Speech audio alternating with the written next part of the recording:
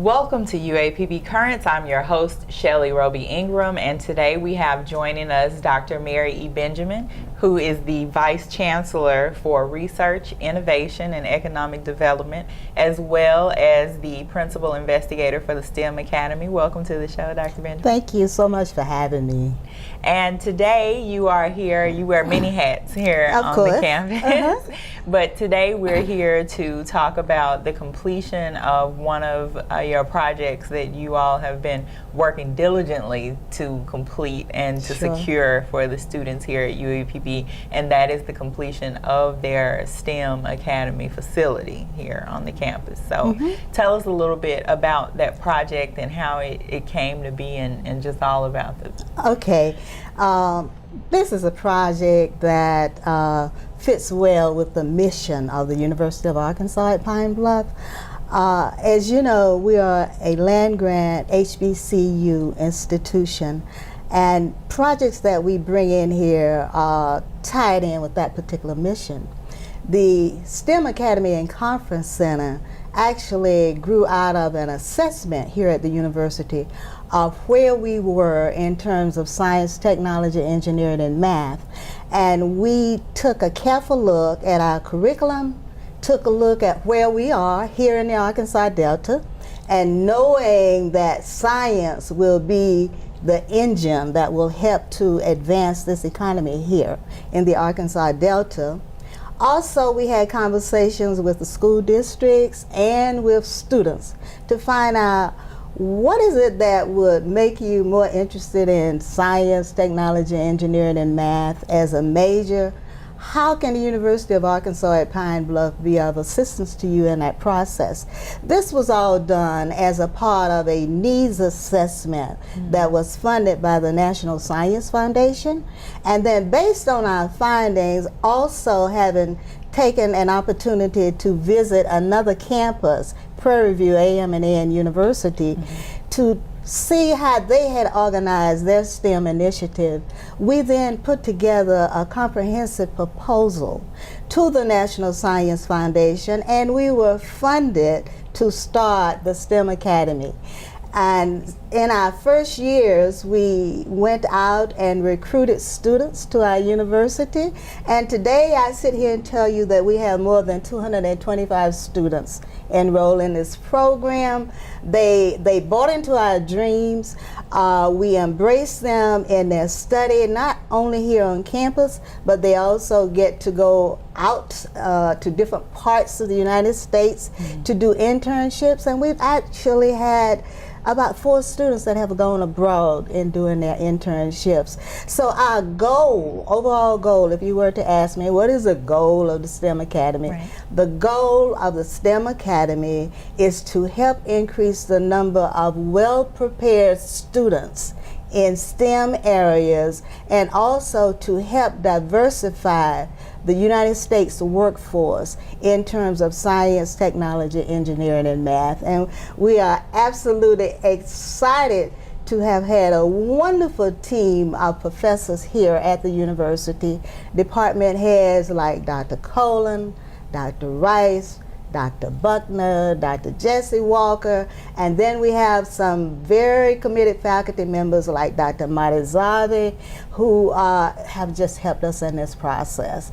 And the end result of our efforts, the end result is that we have an exciting group of well-prepared young people who are going on to graduate school or getting jobs in STEM careers. Right. And with all of that that outstanding faculty and staff that you have here on campus helping you with STEM and those students, you had to have somewhere that was equally outstanding to place them. And absolutely. So tell us a little bit about what the STEM Conference Center actually encompasses. What's inside? Thank you for asking. Yes. We outgrew our space. I'm glad you mentioned space. Right. We had 1,200 square feet of space over in a suite in the research center, the Walker Research Center here on campus. And when we were presenting this proposal to funding agencies and to the larger community, we would always show a sign from one of our little offices which said, "This space is used by many. Be sure to remove your products when you leave." Our students were actually rotating through to get to computers. Wow. And study groups are very important to this whole intervention. And they, at times, I've actually seen them literally sitting on the radiator. The building is a vintage building, shall we say. But they would make little circles to do their studies. And we knew that we had to have a larger facility. So then we started out, first of all, we asked the legislature for funding for the building, and so there were other priorities. We weren't funded at that time. But then we were fortunate enough to get funding from the National Science Foundation for our programs. But for the building, we got funding from the U.S. Department of Education. The HBC UP programs provided funding for this space. And you asked about the space. The space was actually tailored to the best practices that we had found to make a difference for these students. For an example, the students needed an area where they could have undisturbed study groups. They needed to have close access to our full-time staff who are there to help them with applications to graduate school, help them get posters ready for presentations at professional meetings. They needed space for the faculty to be close by so they could run upstairs and ask the question, or the faculty member could just meet them in the hallway and do some up-close advising just right there at that point. We have a state-of-the-art computer lab over there, and we've just been funded by the National Science Foundation to do an intervention to help our students perform more successfully in Calculus 1 and Calculus 2. So that's there.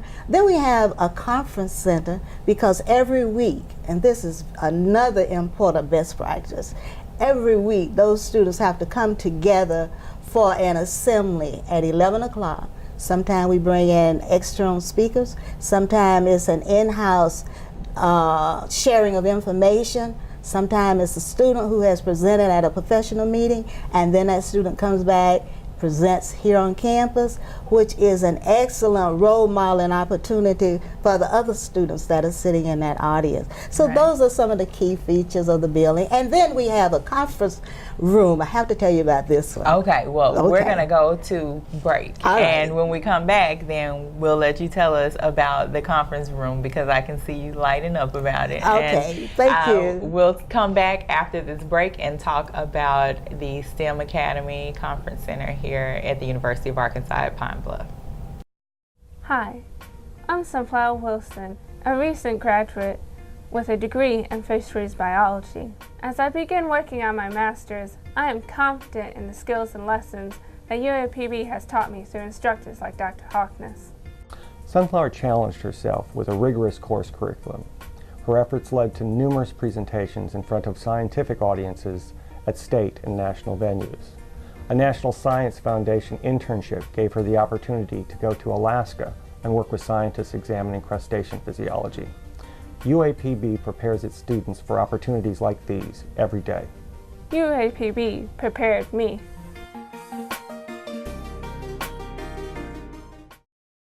Welcome back to UAPB Currents, and again we are joined by Dr. Mary E. Benjamin, who is the Vice Chancellor for Research, Innovation, and Economic Development here at the university. And also she wears the hat of Principal Investigator for the STEM Academy here at UAPB.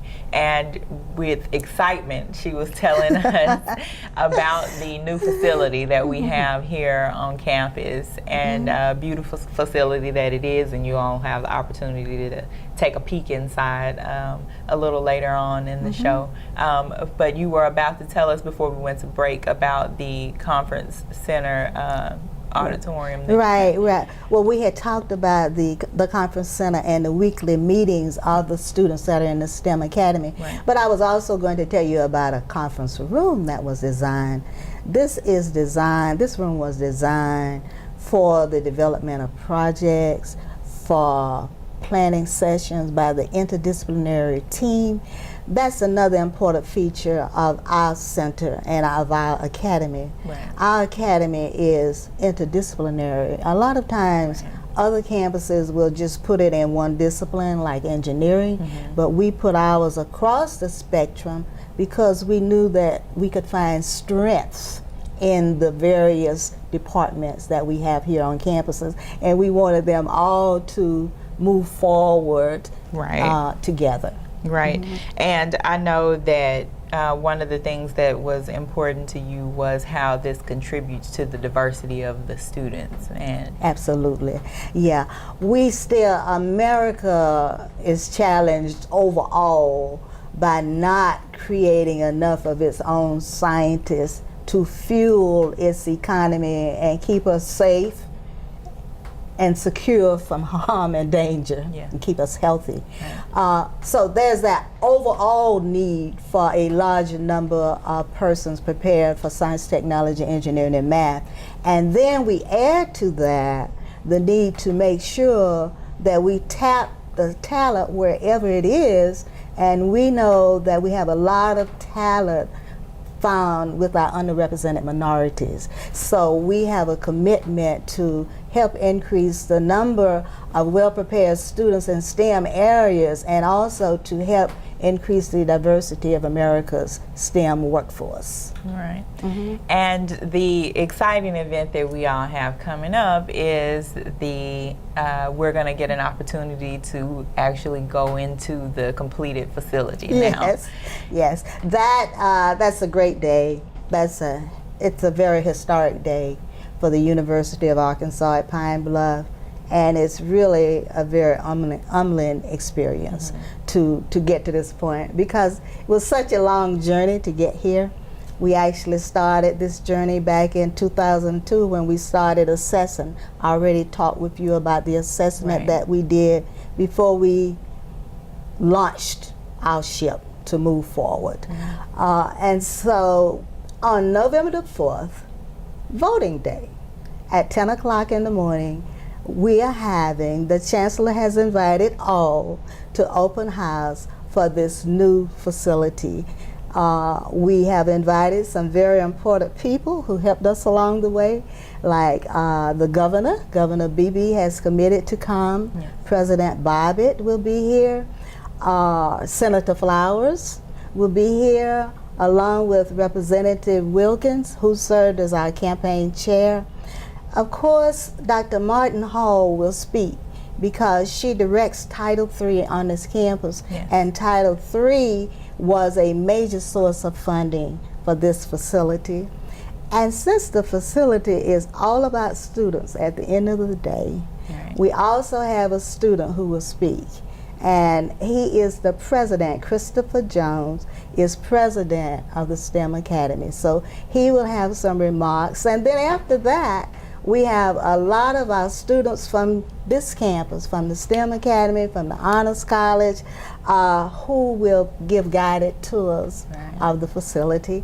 And of course, being the University of Arkansas at Pine Bluff, we don't invite guests out for an important occasion like this without some refreshments provided. So we are really inviting the community to come out and join the University of Arkansas at Pine Bluff as it benchmarks a new step in its commitment to science, technology, engineering, and mathematics. All right. Now, and as you said, this is a project that you all started, that the idea came in mind in 2002, and now you've seen your baby completed. Absolutely. How does it feel for you to have this, that I know is so important to you, for the students to have this facility? How does that make you feel? Well, it makes me feel that if you can create a team of people that share a common vision, people that are willing to go the extra mile, and people that put an extraordinarily high value on the well-being of the student, then you can reach great heights in that process. So I feel very humble. I feel very gratified. I feel absolutely happy to know that I've had a little role to play in helping a lot of wonderful people here at the university create a state-of-the-art facility for students at the University of Arkansas at Pine Bluff to experience. My only hope is that the students will take advantage of all the enrichment experiences that will be provided for them, and that upon their graduation from this university, they will take with them the knowledge that they have a responsibility to reach back and contribute to make the world a little better for others who will be coming after them. That's my hope and my dream. Okay. All right. Well, thank you again, Dr. Benjamin, for your vision and your work and the work of the team and the donors that contributed to making this a possibility for our students here on campus. And this open house will be taking place during our homecoming week. Yes, it is. It will be taking place during homecoming. So again, the open house is for the campus and community, especially the students, and we hope to see many alumni there. So make your plans to be there November 4th at 10 o'clock November 4th at 10 a.m. for the open house of the STEM Academy here at UAPB. And thank you again, Dr. Benjamin, for coming and sharing with us. Thank you for inviting me. And when we come back, then we're going to take a little video tour of just some of the STEM Academy, but don't forget November 4th at 10 a.m. to come out so you can see it for yourself. Thank you. Okay, and we will see you in a little while to check out the STEM Academy here at UAPB.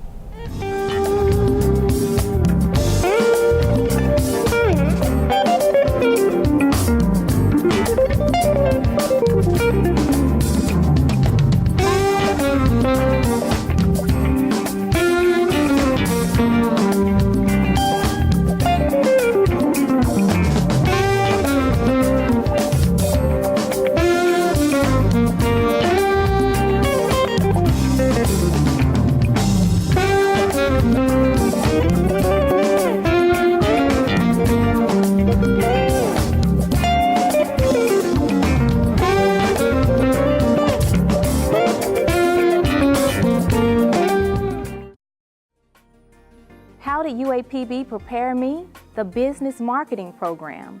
Here at the University of Arkansas at Pine Bluff, the faculty works very close with us, making sure we reach our full potential.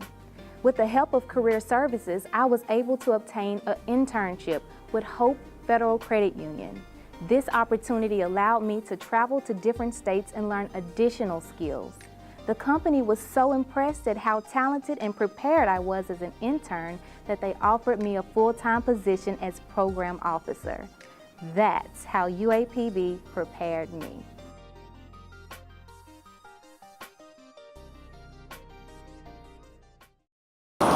Welcome back to UAPB Currents, and again, we're here today talking about the STEM Academy and Conference Center here at the University of Arkansas at Pine Bluff. And behind me, you can see the newly built facility here on our campus. We have special privileges, and we are going to give you, our campus and community viewers, an opportunity to take just a tiny sneak peek inside before you come out and join us for the open house on November 4th during our homecoming week. Let's take a look.